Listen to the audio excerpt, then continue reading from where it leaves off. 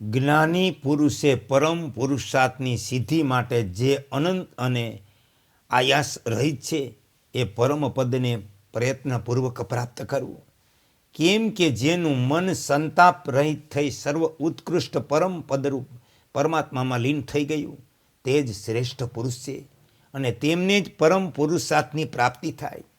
જે દુરાત્મા પુરુષ રાજ્ય વગેરે જગતના સુખોની ઉપલબ્ધિથી થતા તેમના ઉત્તમ ભોગોના આસ્વાદન માત્રથી તૃપ્ત થઈ જાય તેમને તો તમે અંધ દેડકો સમજો. જેમની બુદ્ધિ અજ્ઞાનના કારણે મંદ પડી ગઈ તે મૂર્ખ ધુતારા, મોટા દુરાચારીઓ, લૌકિક ભોગોમાં રચ્યા પચ્યા રહેનારા અને મિત્રો જેવો વ્યવહાર કરનારા શત્રુઓમાં આસક્તિ કરવા લાગે, જેના કારણે તેઓ એક સંકટમાંથી બીજા સંકટ, એક ભયથી બીજા ભય તરફ અને એક નરકથી બીજા નરકમાં જાય. તેથી ઉત્તમ વિવેકનો આશ્રય લઈ અભ્યાસ વૈરાગ્યના સહયોગથી દુઃખરૂપી આ ભયંકર સંસાર નદીને પાર કરવી જોઈએ, જેને પ્રાપ્ત કરી લેવાથી પુનર્જન્મ થતો નથી. જ્યાં પહોંચ્યા પછી શોક નિવૃત્ત થઈ જાય તે પરમ પદ જ્ઞાન દ્વારા જ પ્રાપ્ત કરી શકાય, એમાં કોઈ શંકા નથી.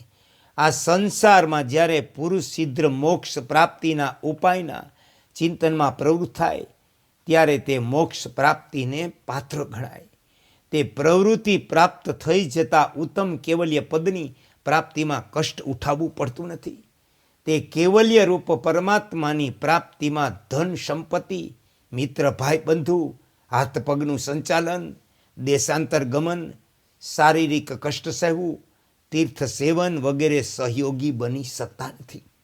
તે તો એકમાત્ર પુરુષાર્થથી સાધ્ય કેવલ પરમાત્માની પ્રાપ્તિની વાસના રૂપી કર્મથી અને મનને જીતીને પ્રાપ્ત કરી શકાય.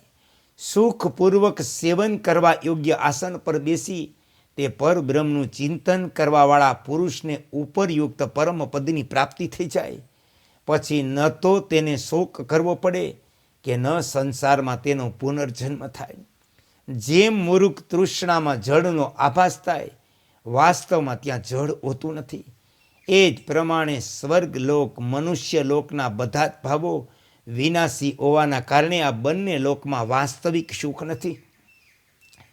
તેથી જે સમ અને સંતોષનું સાધન છે તે મનને વશ કરવાનું વિચારવું જોઈએ. જે સમ અને સંતોષનું સાધન છે તે મનને વશ કરવાનું વિચારવું. તેનાથી એવો આનંદ પ્રાપ્ત થાય જે પરમાત્માની સાથે અભેદ સંબંધી થાય. તેથી દેવતા, દાનવ, રાક્ષસ, મનુષ્ય બેસતા, ઉઠતા, ચાલતા, પડતા, ફરતા હંમેશા મનને જીતવાથી મળતા પરમ સુખને પ્રાપ્ત કરવું જોઈએ. કેમ કે શાંતિરૂપ વિકસિત ફૂલોથી લદાયેલા વિવેકરૂપી મહાન વૃક્ષનું ફળ છે. પૂરી રીતે શાંત મન અત્યંત નિર્મળ, ભ્રમરહિત થઈ જાય તેવા શાંત મનમાં કોઈ પ્રકારની સ્પૃહા રહેતી નથી. તેના બધાય મનોરથ પૂરા થઈ જાય તે સ્થિતિમાં તેને ન તો કોઈ વસ્તુની અભિલાષા હોય, ન તે કશાનો ત્યાગ પણ કરે. એ રાઘવ, હવે મોક્ષદ્વાર પર રહેનારા દ્વારપાલોને ક્રમશઃ સાંભળો. જેમનામાંથી એક પ્રત્યે પણ પ્રેમ થઈ જાય તો મોક્ષ દ્વારમાં પ્રવેશ કરવાનો અધિકાર પ્રાપ્ત થઈ જાય. સમ મંગલમય, શાંતિદાયક ભ્રમનું નિવારણ કરનારો છે. સમથી પરમ કલ્યાણની પ્રાપ્તિ થાય. સમ જ પરમ પદ છે. સમની પ્રાપ્તિથી પૂર્ણપણે તૃપ્ત થયેલા જે પુરુષનું ચિત્ત સમ વિભૂષિત હોવાના કારણે શીતળ અને નિર્મળ થઈ ગયું, એના શત્રુ પણ મિત્ર બની જાય. જેમ ચંદ્રોદય થતાં ક્ષીર સાગરની ઉજ્જવળતા વધી જાય એ જ પ્રમાણે જેમનું ચિત્ત સમરૂપી ચંદ્રમાંથી સારી રીતે શોભી રહ્યું તેમની પરમ શુદ્ધતામાં અભિવૃદ્ધિ થાય. જેમના કલંકરહિત મુખ ચંદ્રમાં સમથી શોભે તે પોતાના ગુણરૂપી સૌંદર્યથી બીજાની ઇન્દ્રિયોને વશમાં કરી લે. તે જ કુલીન શિરોમણી વંદની છે. ત્રણેય લોકની રાજ્ય લક્ષ્મી પણ તેવો આનંદ આપી શકતી નથી જેવો આનંદ સમ વિભૂતિ આપે. સંસારમાં જેટલા દુઃખ, જેટલી અસહ્ય તૃષ્ણાઓ, જેટલી દુઃખદાયક માનસિક વ્યથા છે તે બધી શાંત ચિત્તવાળા પુરુષ પાસે જઈ એ રીતે વિલીન થઈ જાય, જેમ સૂર્યના કિરણોના સંપર્કથી અંધકારનો વિનાશ થાય. સમપરાયણ પુરુષના દર્શનથી સઘળાએ પ્રાણીઓનું મન જેવું આનંદિત થાય તેવું ચંદ્રમાના દર્શનથી થતું નથી. આ દુનિયામાં જેવો પોતાની મા પર બધાયનો વિશ્વાસ હોય તે જ પ્રમાણે સમયુક્ત પુરુષ પર દુરાત્મા અથવા ધર્માત્મા બધાય પ્રાણી વિશ્વાસ કરે. તેથી હે રઘુકુળભૂષણ રામ, તમે પણ પોતાના મનને કે જે સઘળાએ શારીરિક માનસિક વ્યથાઓથી વિહવળ અને તૃષ્ણારૂપી રસીથી બંધાયેલું છે તેને સમરૂપી અમૃતના અભિષેકથી શાંત કરો. કેમ કે જે સમનિષ્ઠ છે તે પુરુષનો પિશાચ, રાક્ષસ, દૈત્ય, શત્રુ, વાઘ અથવા સર્પ કોઈ પણ દેશ કરતા નથી. જેના સઘળાય અંગ શ્રેષ્ઠ સમરૂપી અમૃત કવચથી બધી રીતે સુરક્ષિત છે તેને દુઃખ એ રીતે દુઃખી નથી કરી શકતું જેમ બાણ હીરાને વીંધી શકતું નથી.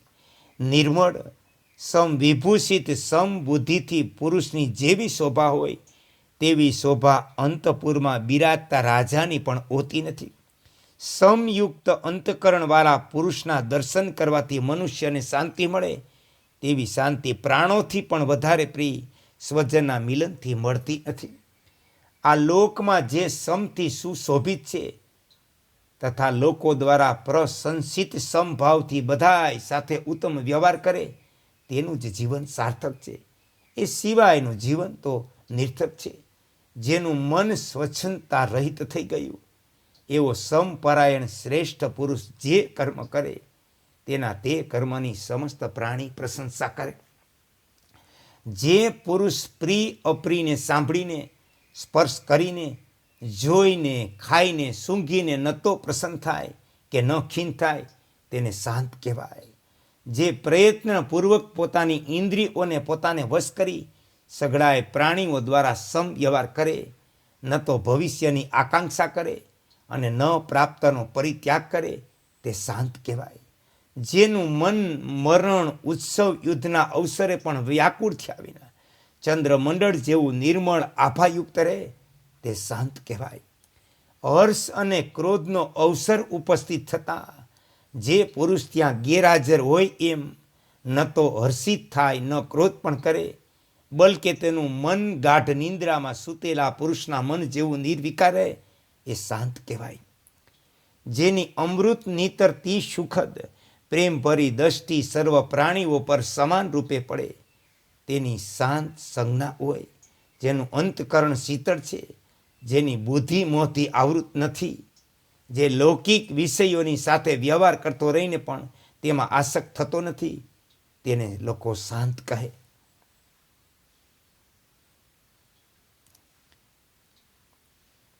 સમભાવે વ્યવહાર કરતા રહીને પણ જે પુરુષની બુદ્ધિ આકાશની જેમ નિર્વિકાર રહે, રાગ દેશરૂપી કલંકથી ખરડાતી નથી તેને શાંત કહેવાય. તપસ્વીઓ, વિદ્વાનો, યજ્ઞ કરનારા રાજાઓ, બળવાનો અને ગુણીઓના સમુદાયમાં સમયુક્ત પુરુષ વિશેષ રૂપે શોભે. જે ગુણવાન મહાપુરુષનું મન સમમાં સ્થિત થઈ ગયું તેમના ચિત્તમાંથી નિવૃત્તિનો ઉદય થાય એ જ રીતે જેમ ચંદ્રમાંથી ચાંદની પ્રગટ થાય. જે ગુણોના સમૂહોની પરાકાષ્ઠા છે તે પુરુષાર્થનું મુખ્ય ઘરેણું છે. તે શ્રી સંપન્ન સંકટો બધી જગાઓમાં પોતાના પ્રભાવથી સુશોભિત રહે એ રઘુનંદન. જેનું બીજા લોકો અપહરણ કરી શકતા નથી, જે પૂજ્યજનો દ્વારા સાવધાની સાથે સુરક્ષિત અમૃત સ્વરૂપ છે તે સમરૂપ ઉત્કૃષ્ટ સાધનનો આશ્રય લે. ઘણા મહાનુભાવો જે ક્રમથી પરમ પદને પ્રાપ્ત થઈ ચૂક્યા તે પ્રમાણે તમે પણ પુરુષાર્થની સિદ્ધિ માટે તે જ ક્રમનું અનુસરણ કરો.